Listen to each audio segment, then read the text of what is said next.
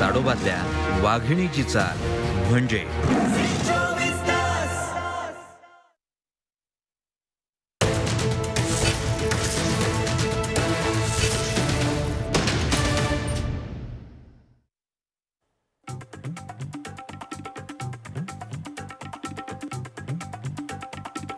नमस्कार, मी रेश्मा साळुंखे. रोखोक या विशेष चर्चात्मक कार्यक्रमात आपल्या सगळ्यांचं स्वागत.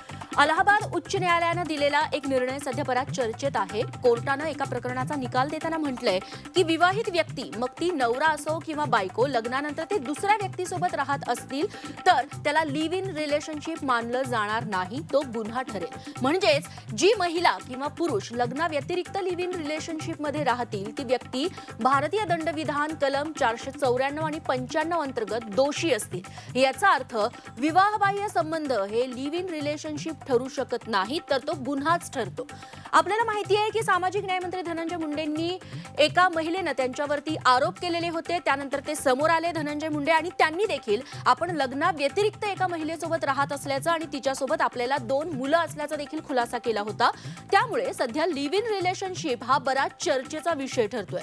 म्हणूनच आजच्या रोखोक या कार्यक्रमात चर्चेचा विषय आहे लग्नाव्यतिरिक्त लिव्ह इन म्हणजे गुन्हा ठरतो का? आणि याच अनुषंगानं या सगळ्या संदर्भात सविस्तर चर्चा करण्यासाठी आपल्यासोबत मान्यवर जोडले गेले आहेत. आपल्यासोबत जोडले गेलेले आहेत कायदेतज्ञ वकील उदय वारुंजीकर, त्यासोबतच सामाजिक कार्यकर्त्या मंगल खिवसरा देखील आपली मतं या कार्यक्रमात मांडतील. सोबतच समन्वयक वी फॉर चेंजच्या डॉक्टर रश्मी पारसकर सोवनी देखील आपल्यासोबत आहेत. सुरुवातीला मला उदय सरांकडे जायचंय. उदय सर, हा जो अलाहाबाद कोर्टाचा निकाल आलेला आहे, हा निकाल नेमकं काय सांगतो विवाहबाह्य संबंध आणि लिव्ह इन रिलेशनशिप बाबत? या प्रकरणामध्ये माननीय अलाहाबाद उच्च न्यायालयाच्या समोर जे लिव्ह इन पार्टनरशिप मध्ये असणारे जे दोन्ही व्यक्ती आहेत, जे महिला आणि पुरुष, यांनी याचिका दाखल केलेली होती आणि त्यांनी मागितलेलं होतं एक डिक्लेरेशन की आता आम्हाला समाजानं कुठं काही त्रास देऊ नये, असं थोडक्यात त्यांचं म्हणणं होतं. माननीय अलाहाबाद उच्च न्यायालयाच्या द्विसदस्यीय खंडपीठानं निकाल दिला की असं करता येणार नाही, कारण ती जी महिला होती तिचा आधीचा विवाह ऑलरेडी झालेला होता. त्या विवाहातून ती बाहेर पडलेली नव्हती. त्याच्यातून विवाह विच्छेदनाचा, घटस्फोटाचा किंवा अॅनलमेंट म्हणजे विवाह रद्दबातल करण्याचा आदेश झालेला नव्हता.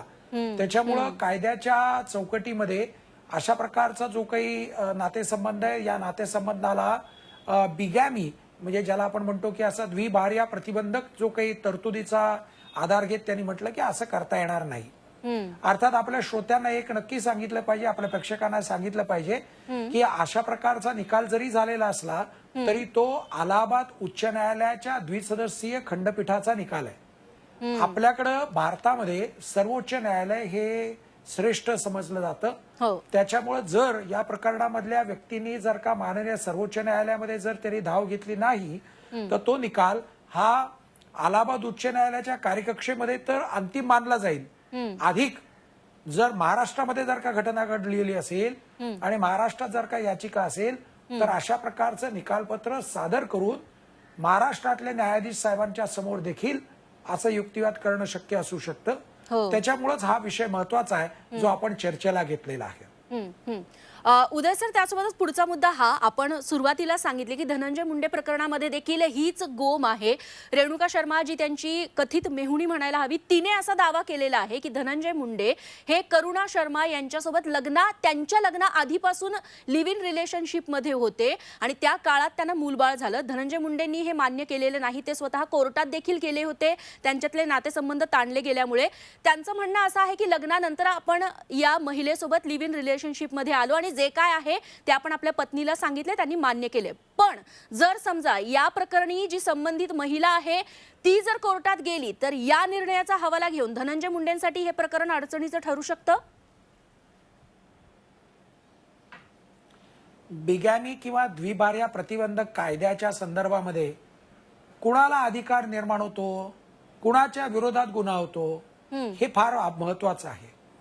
आपण जर इंडियन पिनल कोडची जर चौकट बघितली तर काही गुन्हे हे सरकारच्या विरोधात आहेत, काही गुन्हे हे वैयक्तिक गुन्हे आहेत, काही गुन्हे हे प्रॉपर्टीच्या संदर्भातले आहेत, काही गुन्हे विवाहविषयक गुन्हे आहेत, काही गुन्हे करन्सी किंवा कॉइन्स अँड करन्सी त्याच्या संदर्भातले आहेत. अशा प्रकारचं जर का आपण त्याचं वर्गीकरण केलं तर हा जो काही द्विभार्या प्रतिबंधक कायद्याच्या संदर्भातली जी तरतूद आहे, ज्याला बिगॅमी असं आपण म्हणतो, की एक लग्न असताना दुसरं लग्न किंवा लग्नासारखं तुम्ही वागू शकणार नाही, असं जे म्हटलं जातं तो विवाह विषयक गुन्हा समजला जातो.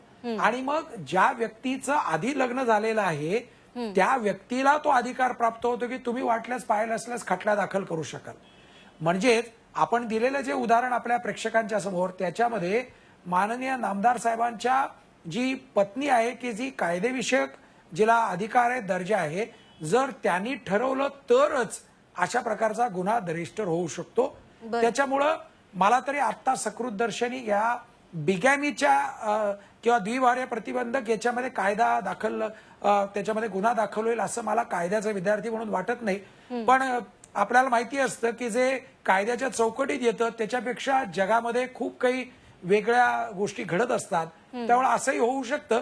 पण मला कायद्याचा विद्यार्थी म्हणून माननीय नामदार मंत्री महोदयांची पत्नी असा काही दावा, असं काही क्रिमिनल केस काही दाखल करेल असं मला वाटत नाही. हाच मुद्दा आणि त्यात काही ऍडिशन करून सामाजिक कार्यकर्त्या मंगल खिमसरा यांच्याकडे जातीये मी. मंगलताई, आजचा हा अलाहाबाद कोर्टाचा, हायकोर्टाचा निर्णय याबद्दल तुम्हाला काय वाटतं? आणि अशा पद्धतीने आता प्रमाण वाढलेलं आहे लिव्ह इन रिलेशनशिपमध्ये राहण्याचं किंवा विवाह बाह्य संबंधांचं, या सगळ्यांवरती कोर्टाच्या या निर्णयाचा काही परिणाम होऊ शकतो का? आणि आपलं एकंदर या निर्णयाबद्दलचं काय मत? एकतर उदयजी दे म्हणाले आत्ता कायद्याच्या अनुषंगाने ती सगळी बाजू अगदी बरोबर आहे उदयजींनी सांगितल्याप्रमाणे. कारण कायदा ज्या पद्धतीने आहे त्याच्या चौकटीतच आपल्याला जे काही म्हणायचं असेल ते म्हणावं लागतं. ह्याच्यामध्ये नवरा किंवा बायको दोघांपैकी कोणीही अशा पद्धतीने रिलेशन मेंटेन केले किंवा दोघांपैकी कोणीही लग्न झालेलं असताना पुरुषांनी दुसरी बायको करणं असणं किंवा एखाद्या स्त्रीबरोबर राहणं असेल किंवा एखाद्या स्त्रीने लग्न झालेलं असताना दुसऱ्या पुरुषाबरोबर राहणं असेल किंवा संबंध ठेवणं असेल, आपल्याकडे मुळात प्रश्न असा आहे की हे होतं का सगळं? मुळात एखाद्या पुरुष पहिली पत्नी असताना दुसरं लग्न का करतो किंवा दुसऱ्या बाईबरोबर का राहतो? एखादी क्वचित बाई लग्नानंतर नवऱ्याबरोबर न राहता दुसरीकडे का राहायला जाते? ह्या मला असं वाटतं खूप बारीक असणाऱ्या पण खूप तपशिलामध्ये ह्याचा विचार आपण केला पाहिजेत. आणि मला एक सामाजिक कार्यकर्ता म्हणून जर आज 40 वर्ष मी काम करते, त्याच्यातला जर तुम्ही मला अनुभव विचारलात तर ह्याच्यामध्ये द्विभार्या प्रतिबंधक कायदाच मुळात आपल्याकडे का करावा लागला? ह्याचा अर्थ असा की पहिली पत्नी जिवंत असताना तिला घटस्फोट न देता दुसरं लग्न करणं किंवा दुसऱ्या बाईबरोबर रिलेशन मेंटेन करणं ह्याचं प्रमाण काही एका कालखंडामध्ये खूप वाढलेलं होतं आणि त्याचा विपरीत परिणाम होत होता, म्हणून हा कायदा आपल्याकडे झालेला आहे. आता आपल्याकडे हिंसांचे प्रकार एवढे वाढलेले आहेत, विशेषतः महिलांवर होणाऱ्या हिंसा, वकील साहेब माझ्याशी सहमत होतील कदाचित, पण ह्या हिंसेचा जरी तुम्ही विचार केलात साधा, म्हणजे पूर्वी आम्ही असं म्हणायचो की घरात खूप सुरक्षितता आहे आणि बाहेर जरा जास्त धोके आहेत, पण आता सुरक्षित वाटणारं घरच असुरक्षित झालंय हो. तर मग तिने काय करायचं आणि काय नाही ह्याचे जर काही नॉर्म्सच नसतील आणि एवढा हिंसाचार तिच्यावर होत असेल आणि तरी त्याला कायद्याच्या चौकटीमध्ये काही पनिशमेंट होत नसेल, तर एखादी स्त्री जर घर सोडून तिला आवडेल त्या व्यक्तीबरोबर, अर्थात असं नाही मी म्हणते घटस्फोट घेऊन तिने राहावं, असे रिलेशन ठेवू नये, ह्या मताची मी स्वतः आहे. शारीरिक हिंसा आहे, मानसिक आहे, लैंगिक आहे, आर्थिक आहे, भावनिक आहे, राजकीय सुद्धा हिंसा आहे, आता आपण ज्या अनुषंगाने बोलता आहात ते, आणि जाती आणि धार्मिक ह्या सगळ्या चौकटीमध्ये बाई जेवढी भरडली जाते तेवढा पुरुष नाही भरडला जात. आणि म्हणून मला असं वाटतं की आपल्याकडे एक साधं उदाहरण मी आपल्याला सांगते. 2 वर्षापूर्वी मी एक केस हँडल केली होती, म्हणून की जरी एखाद्या पुरुषाने पहिली पत्नी जिवंत असताना घटस्फोट न घेता दुसऱ्या बाईबरोबर लग्न केलं किंवा विवाह बाह्य संबंध ठेवले, तरी सुद्धा आपल्याकडे माननीय न्यायालय पुरावा मागत असतं. पुरावा कुठून देणार आपण? कारण जी व्यक्ती त्या पुरुषाबरोबर राहत असते ती असं म्हणणारच नाही कधीच की मी ह्याची दुसरी बायको आहे म्हणून, कारण त्या अर्थाने त्यांनी कायद्याची बाजू भक्कम केलेली असते. आणि दुसरी गोष्ट अशी आहे की कुठलीही बाई स्वतःला माझे आणि ह्याचे विवाहबाह्य संबंध आहे, मी ह्याची कीप आहे किंवा अशा शब्दाचे प्रयोग स्वतःसाठी वापरणार नाही.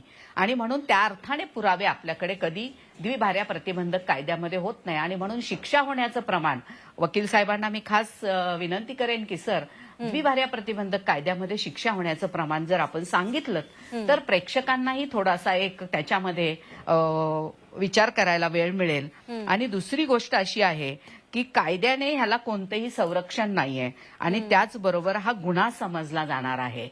तर गुन्हा समजा, दाखल करा, पण माझा पुढचा प्रश्न असा आहे की गुन्हा सिद्ध कसा करणार आणि त्याला शिक्षा काय असणार आहे. निश्चित मंगलताई, असे हा असंख्य मुद्दा घेऊन प्रश्न आपण आहेत उदय सरांकडे माझ्यासमोर. जाऊयाच. त्यासोबतच डॉक्टर रश्मी देखील आपल्यासोबत आहे. डॉक्टर रश्मी, मंगलताईंनी मांडलेले मुद्दे आणि त्यासह मुळातच लिव्ह इन रिलेशनशिपसाठी कायद्याची चौकट खुजी असल्यामुळे कुठेतरी हे प्रकार वाढतायत आणि त्याचं म्हणजे जास्तीत जास्त नुकसान त्यामुळे महिलेचं होतंय असं तुम्हाला देखील वाटतंय. तुमच्या बघण्यात तुमच्यापर्यंत अशी काही उदाहरणं आलेली आहेत. मग दोघींची उत्तरं घेऊन आपण उदय सरांकडे जाऊयात. बोला. आपण ह्या केस संबंधात पाहू. अलाहाबाद हायकोर्टाने जो निर्णय दिला आहे त्यामध्ये ती महिला मुळात कोर्टात गेली का? तिने पोटगी मागितली नाहीये, तिने पैसे मागितले नाहीये, तिने कायद्याचं संरक्षण मागितले. आपण पार्श्वभूमीचा जर विचार केला तर कदाचित पोलिसांनी म्हणजे डोमेस्टिक व्हायलन्समध्ये किंवा घरगुती वाद असतील तर त्यामध्ये पोलीस सहसा म्हणतात की नाही तुम्ही तुमचं निपटवा आणि पोलीस सहसा त्यात इंटरफेअर करायला बघत नाही. कदाचित असं झालं असावं किंवा कदाचित अजून दुसरं कारण असावं की तिला कायद्याचं संरक्षण हवं होतं म्हणून ती गेलीये. तिला पतीनी छळलंय, तिला सासरच्यांनी छळलंय, हा तिचा दावा आहे. ती घराबाहेर पडलीये. आता हास्यास्पद ह्या गोष्ट ह्यामध्ये ही आहे की ती घराबाहेर पडली, तिला सासऱ्यांसोबत राहायचं नाही, म्हणजे सासरच्यांसोबत राहायचं नाही, पतीसोबत राहायचं नाही, ती दुसरीकडे राहते. ती दुसरीकडे राहते म्हणजे कुठे राहते हा मुद्दा माझ्या मते गौण आहे. कारण की ती माहेरी राहत असेल, मैत्रिणीसोबत राहत असेल, ती एखाद्या संस्थेत राहत असेल, एखाद्या हॉस्टेलवर राहत असेल किंवा ती एखाद्या परपुरुषासोबत राहत असेल. असं असून सुद्धा, असं असताना तिला जर वाटतं की मला माझं आयुष्य जसं घालवायचंय माझ्या सासरच्यांनी त्यात ढवळाढवळ करू नये, तर हा तिचा हक्क आहे, मानवी हक्क आहे हा तिचा. भारतीय संविधानाने हा तिला दिलेला हक्क आहे की ती तिचं आयुष्य हवं तसं घालवू शकते. पण आता निव्वळ ती एखाद्या परपुरुषासोबत आहे आणि ती लिव्ह इन रिलेशनशिपमध्ये आहे, त्यामुळे तिचा तो हक्क आपण अबाधित नाही ठेवत, त्याच्यावर घाला घालतो, हे अतिशय कुठेतरी चुकतं आहे असं मला वाटतं. तर मला म्हणजे माझ्या मते हा निर्णयच चुकीचा आहे. हा निर्णयाचं समर्थन कोणीच करू शकत नाही. कारण की मुळामध्ये तिला ह्यामध्ये हा महत्वाचा मुद्दा नाही की ती घराबाहेर पडली आणि तिला संरक्षण हवंय. यामध्ये महत्वाचा मुद्दा हायकोर्टाने हा केलाय की लिव्ह इन रिलेशनशिपमध्ये म्हणून तिचा नवरा तिला वापस बोलवू शकतो, तिला वापसही नाही बोलवत, तिला त्रास देऊ शकतो, तिला हवं तसं वागण्याचं स्वातंत्र्य नाहीये. तर संविधानाप्रमाणे आर्टिकल 21 नुसार आपल्याला हवं तसं आयुष्य जगण्याचा कायद्याच्या चौकटीत राहून हक्क आहे. मग ती कायद्याच्या चौकटीत नाही का, ती लिव्ह इन रिलेशनशिपमध्ये नाही आहे पण ती एका परपुरुषासोबत आहे असं कोर्टाचं म्हणणं आहे. तर हे लिव्ह इन रिलेशनशिप मानता येत नाही असं म्हणणं आहे. तिचं कोणतंही रिलेशन असेल तरी 497 हा आता रद्द झालेला आहे. 497 मध्ये विवाहबाह्य संबंध हे घटस्फोटाचं कारण ठरू शकतं. म्हणजे ते नवऱ्याचे असू दे नाही तर बायकोचे असू दे. बायकोचे विवाहबाह्य जर संबंध असतील तर नवरा त्या बायकोचे ज्याच्याशी विवाहबाह्य संबंध आहेत त्या पुरुषाला त्याच्या पुरुषाविरुद्ध गुन्हा दाखल करू शकत होता. हो. आता कायद्यानुसार 497 स्क्रॅप केलंय आणि त्यांचं असं म्हणणं आहे, म्हणजे सुप्रीम कोर्टाने असं सांगितलंय की घटस्फोटाचं कारण होऊ शकतं. पतीने घटस्फोटाचा अर्ज दाखल करावा, तिला त्रास देणं हे किती संयुक्तिक आहे. तर म्हणजे कोर्टाचा निर्णय एकंदर तुम्हाला मान्य नाहीये असं तुमचं म्हणणं आहे. उदय सरांकडे आपल्याला जायचंय. उदय सर, तुम्हाला काही बोलायचं असं माझं म्हणणं. मला असं वाटतं की जो पहिले जे आपले पाहुणे होते त्यांनी जो मुद्दा मांडलेला होता हो ते आपल्या प्रेक्षकांना माहिती करून देणं आवश्यक आहे. द्विभार्या प्रतिबंधक कायद्याच्या संदर्भामध्ये खटले मुळात किती होतात तर त्याचं प्रमाण अत्यल्प आहे. का बरं? कारण हा कायद्यामध्ये त्या व्यक्तीला अधिकार दिलेला आहे. म्हणजेच थोडक्यात असं की जी प्रथम पत्नी आहे तिला अधिकार असतो की तिने जाऊन हे प्रकरण दाखल करावं. त्यामुळे आपल्या लक्षात येईल की ही प्रकरण मुळातच कमी आहेत. त्यामुळे त्याची आकडेवारी जी आपल्याकडे म्हणतायत ती मुळात आपल्याकडे फार नगण्य आहे. पण मग त्याच्यात शिक्षा किती होते हा त्याच्यानंतरचा प्रश्न आहे. कितीतरी वेळा प्रकरण या असल्या प्रकरणांमध्ये तडजोड होते, असल्या प्रकरणांमध्ये कोर्टाच्या बाहेर लवादामार्फत किंवा अन्य मार्फत हे प्रकरण निकाली काढली जातात. त्यामुळं ही आकडेवारी ही चुकीची ठरेल. प्रश्न मुळात शिल्लक राहतो असा की जो एक आपल्याकडे जो एक ट्रेंड आहे तो का आला? 1860 सालामध्ये इंडियन पिनल कोड म्हणजे भारतीय दंडविधान आलं, ज्याच्यामध्ये ही तरतूद करण्यात आली 494 नावाचं कलम, ज्याच्या अंतर्गत 7 वर्षापर्यंतची शिक्षा. हे त्यावेळेस आलं. परंतु हे सगळं असताना सुद्धा जे पर्सनल लॉज म्हणजे या जे अलाहाबाद उच्च न्यायालयासमोरचं मॅटर होतं त्याच्यामध्ये दोन्ही व्यक्ती या हिंदू धर्मीय होत्या, किंवा जे महाराष्ट्रामधल्या ज्या प्रकरणाबरोबर आपण संबंध याचा जोडू पाहताय त्या देखील हिंदू धर्माच्या व्यक्ती आहेत. त्यामुळे हिंदू विवाह कायद्यामध्ये 1955च्या पूर्वी काय होतं तर तिथं एकापेक्षा जास्त पत्नी अनेक ठिकाणी दिसत होत्या, होत होतं. परंतु असं असताना सुद्धा 1860 सालापासून तिथं कायद्यात तरतूद आली नाही चालणार. हे सगळं आपल्याला लक्षात घेतलं पाहिजे. एका समाजाची जर का चांगली वाढ व्हावं असं जर अपेक्षित असेल तर लिव्ह इन पेक्षा जे चौकटीमध्ये जी समाजाची चौकट आहे त्या चौकटीमध्ये राहणं हे जास्त योग्य असू शकतं, असं कायदा करणाऱ्या व्यक्तींना त्यावेळेस वाटलेलं असावं. कारण या दोन्ही जे आपले पाहुणे आहेत ते पाहुणे जरी म्हणत असले की त्या व्यक्तीला तिथं अशा प्रकारचा करण्याचा अधिकार आहे, माफ करा, अशा प्रकारचा जीवन जगण्याचा अधिकार जरी असला तरी तो जीवन जगण्याचा जो अधिकार आहे तो अधिकार समाजाच्या पेक्षा मोठा होण्याची शक्यता नाही, तो होऊ शकत नाही. म्हणजे एका बाजूला वैयक्तिक अधिकार आणि दुसऱ्या बाजूला समाजाचं भलं, याच्यामध्ये जर आपण तागडीमध्ये जर तोलायचं म्हटलं तर समाजाचं भलंच हे तागडी ही जी काय आहे ती जास्त वजनदार समजली जाते. तो तराजू हा जास्त त्याच्या बाजूला झुकलेला असतो. त्यामुळे वैयक्तिक स्वातंत्र्य आणि सामाजिक सुरक्षितता किंवा अशा प्रकारचे जर प्रश्न आले तर वैयक्तिक स्वातंत्र्यावरती अनेक वेळा माननीय उच्च न्यायालय आणि सर्वोच्च न्यायालय म्हणतं की त्याच्यावरती बंधनं घालणं गरजेचं आहे. त्याच्यामुळेच कुठलंही स्वातंत्र्य हे अमर्याद अनिर्बंध असू शकत नाही.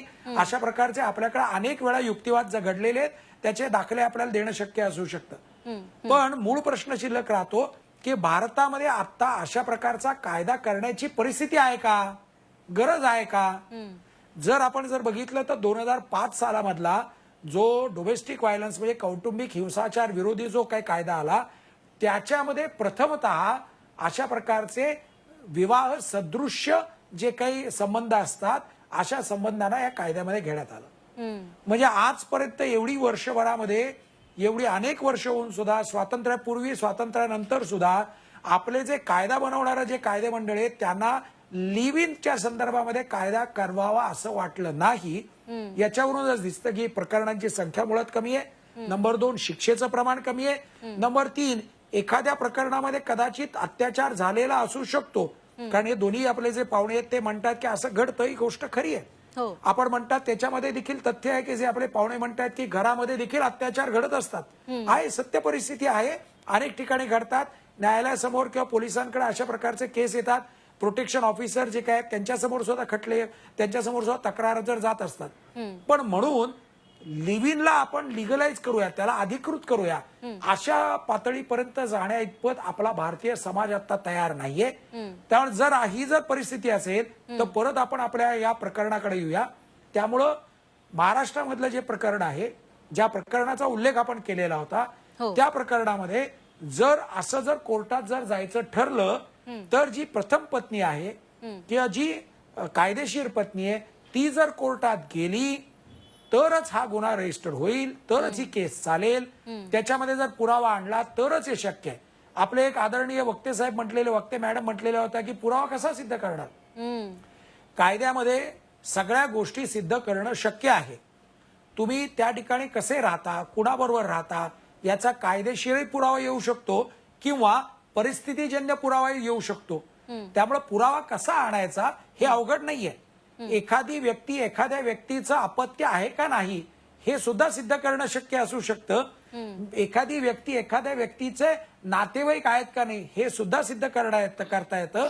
किंवा हे जे नामदार साहेब आहेत त्यांची एक त्यांच्या निमित्तानं आपल्याकडे आलेला प्रश्न आहे, त्यामुळे मी अजून सांगतो की जात तुमची कुठली आहे हे सुद्धा सिद्ध करता येतं कायद्याच्या चौकटीत.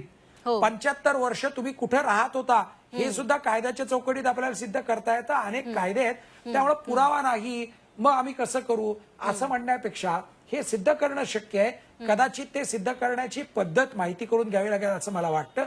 त्यामुळे मला असं कन्क्लूड करताना मला असं सांगावं वाटतं की लिव्ह इनचा कायदा करावा अशी आता भारतामध्ये परिस्थिती दिसत नाही. त्याच्यामुळे जर गुन्हा असेल आणि जर तो दाखल झाला प्रकरण तर त्याच्यामध्ये काय होईल हा पुढचा प्रश्न असू शकेल. निश्चित. उदय सर, तुमचाच हा मुद्दा घेऊन मी मंगलताईंकडे जाते. मंगलताई, उदय सरांचं म्हणणंच असं आहे की मुळात अशा प्रकरणांची संख्याच कमी आहे, त्यामुळे लिव्ह इन रिलेशनशिपसाठी म्हणून कायदा करणं सध्या गरजेचं नाही असं वाटतंय. पण कायद्याचंच एक वाक्य आहे, न्यायदेवताच अशी म्हणतीये की 100 दोषी सुटले तरी चालतील, मात्र एका निर्दोषाला शिक्षा होता कामा नये. त्यामुळे 1-2 जरी प्रकरणं असली किंवा 100 ही जरी प्रकरणं असली, कुणीतरी नाडलं जाते, मग त्याच्यामध्ये पुरुषाचीही फसवणूक होऊ शकते, महिलेचीही फसवणूक होऊ शकते. त्यामुळे अशा पद्धतीने लिव्ह इन रिलेशनशिपसाठी एक ठोस कायदा न केल्यामुळे या रिलेशनशिपचे गैरफायदे घेण्याचे प्रकार वाढलेले आहेत देशात असं वाटतंय तुम्हाला? नाही, माझा मुळात दृष्टिकोन थोडा ह्या सगळ्या लिव्हिंग रिलेशनशिप आणि आत्ताच्या सगळ्या कोर्टाच्या निकालाच्या अनुषंगाने आणि जे काही सध्या महाराष्ट्रात चाललेलं आहे प्रकरण त्याच्या अनुषंगाने मुळात माझं म्हणणं आहे की समाज चांगला ठेवणं ही जबाबदारी एकट्या बाईची अजिबात नाहीये. दोघांची मिळून ही संयुक्तिक जबाबदारी आहे.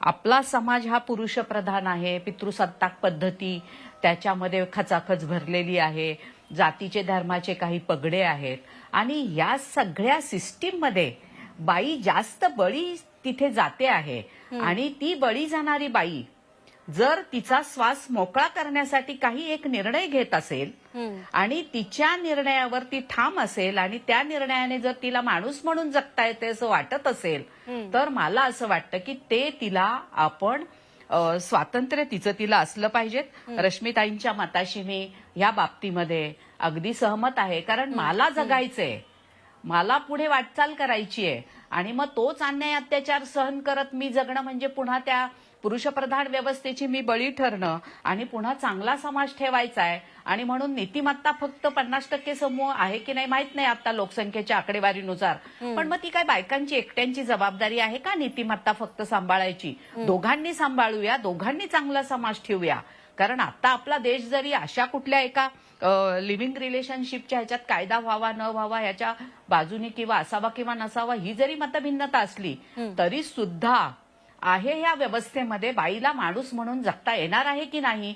आणि जर जगता येत नसेल आणि तिला जो मार्ग योग्य वाटत असेल त्या दिशेने ती जाऊन माणूस म्हणून जगण्याचा प्रयत्न करत असेल, जगत असेल, तर मला असं वाटतं तिचं हे जगणं आपण मान्य केलं पाहिजे, कायद्यामध्ये त्याला आपण मान्यता दिली पाहिजे. डॉक्टर रश्मी, तुमचं म्हणणं काय आहे? तुम्हाला देखील असंच वाटतंय की कायद्याची चौकट लिव्ह इन रिलेशनशिपला आता असायला हवी? ॲक्च्युली केसेस अशा येत आहेत आणि इतक्या जास्त प्रमाणात येत आहेत लिव्ह इन रिलेशनशिपमधल्या. जसं की ह्याच केसबद्दल सांगायचं झालं आणि अलाहाबाद हायकोर्टाबद्दलच सांगायचं झालं तर 5 जानेवारी 2021चा अलाहाबाद हायकोर्टाचाच निर्णय आहे. एक केस फाईल झाली, डिव्होर्स केस. त्यामध्ये मुलाच्या कस्टडीचा प्रश्न आला. तर आईने मुलाची कस्टडी मागितली आणि वडिलांनीही मागितली. वडिलांनी ती ह्यासाठी म्हटलं की हिला देऊ नका, कारण ही जी महिला आहे त्यांची जी पत्नी आहे ती लिव्ह इन रिलेशनशिपमध्ये आणि महिलेचं म्हणणं होतं की मी माझ्या पतीला सोडलं कारण की त्यांनी मला फार छळलं, फार मारलं आणि माझा मुलगा पण मानसिक तणावाखाली राहतो तिथे आणि माझा मुलगा पण तिथे सुरक्षित नाहीये. आणि ह्यांचं म्हणणं होतं नवऱ्याचं की जो दुसरा पुरुष आहे, ज्या पुरुषासोबत ही स्त्री राहते लिव्ह इन रिलेशनशिपमध्ये, त्याच्यासोबत माझा मुलगा सुरक्षित नाहीये. तर हायकोर्टाने महिलेचं म्हणणं मान्य केलं आणि लिव्ह इन रिलेशनशिपमध्ये असून सुद्धा त्या पुरुषासोबत आणि आईसोबत राहण्याची त्या लहान मुलाला परवानगी दिली आहे. काही खूप नाही, 15 दिवस आधीचा निर्णय. असं आपण जर नीट अभ्यास केला तर आपल्याला दिसतं की कायदा आणि न्यायालय स्वतःच कन्फ्युज्ड आहेत. एक निर्णय असा येतोय, एक निर्णय तसा येतोय, त्याबद्दल स्पष्टता नाही. कारण की भारतीय समाजात ही गोष्ट इतकी नवीन आहे ही, आणि खास करून महिलांनी असं काही करणं इतकं नवीन आहे. पण हे नवीन असलं आणि हे आपल्याला पटतं नाही पटत, हा मुद्दा जरी बाजूला थोडा वेळ ठेवला तर अशा घटना घडतायत. मी स्वतः एक प्राध्यापक आहे, मी तरुणींमध्ये राहते, मी स्वतः तरुण मुलींसाठीच काम करते आणि मी स्वतः रेप, व्हॉयरिझम आणि अशा लिव्ह इन रिलेशनशिप्सवरच काम करते. अनेक मुलं मुली लिव्ह इन रिलेशनशिपमध्ये. अगदी थोडक्यात सांगायचं झालं तर लग्न न करता ती बायको म्हणून राहत असते आणि बायकोला जे सहन करावं लागतं नवऱ्याचं, किंवा नवऱ्याला जे बायकोचं सहन करावं लागतं, ते सगळं लिव्ह इन रिलेशनशिप मधले मुलं मुली सहन करत असतात. त्याची नोंदणी कुठे नाहीये, पण त्याचा अवाका हा फार मोठा आहे. त्यामुळे आज यावर कोर्टाने, म्हणजे यावर एक व्यवस्थित कायदा, एक अभ्यास करून कायदे आणण्याची गरज आहे. इतर देशांमधलं, परदेशांमध्ये बघितलं तर असे कायदे झाले की तुम्ही 3 वर्ष जरी लिव्ह इन रिलेशनशिपमध्ये असेल तर जे पत्नीला हक्क मिळतात ते लिव्ह इन रिलेशनशिप मधल्या स्त्रीला पण नक्कीच. मिळायला तेव्हा पाहिजे. इतर पाश्चात्य त्यामुळे बरोबर, देशांमध्ये पुरुष जे इतका कायदे हुशार- केले जात आहेत, भारतात अशा लिव्ह इन रिलेशनशिपची संख्या कमी आहे किंवा नगण्य आहे, म्हणून त्याच्यावरती कायदे न करणं हा देखील उपाय ठरू शकत नाहीये. कार्यक्रमाची वेळ आपल्या संपलेली आहे आणि याच्यातून हेच समोर आलंय, अलाहाबाद हायकोर्टाचा हा निर्णय आहे, त्याच्यातून एक गोष्ट लक्षात आली आहे की लिव्ह इन रिलेशनशिप हे जे आहे ते आता देशभरामध्ये वाढायला लागलेलं आहे आणि विवाह बाह्य लिव्ह इन रिलेशनशिप हा तर अजून वेगळा मुद्दा ठरतो. त्यामुळे मुळातच कायदेशीर पातळीवरती आणि सरकारी पातळीवरती आता या लिव्ह इन रिलेशनशिपला कायद्याच्या संज्ञेत आणणं आता गरजेचं बनलेलं आहे. असंच मागची काही प्रकरणं बघता समोर येते आणि त्यावरती आता काहीतरी कृती होणं गरजेचं आहे. या सगळ्या चर्चेमध्ये मान्यवरांनी आपला वेळ दिला, आपली मतं मांडली, त्याबद्दल सगळ्यांचे मी आभार मानते. चर्चेत आता इथेच थांबतो आणि थोड्याच वेळात याच मुद्द्यावरती आपण फेसबुक लाईव्हला मी येते, तिथे तुमचे प्रश्न, शंका आणि मतं जरूर मांडा. कार्यक्रमात इथेच थांबते. बघत रहा झी24 तास.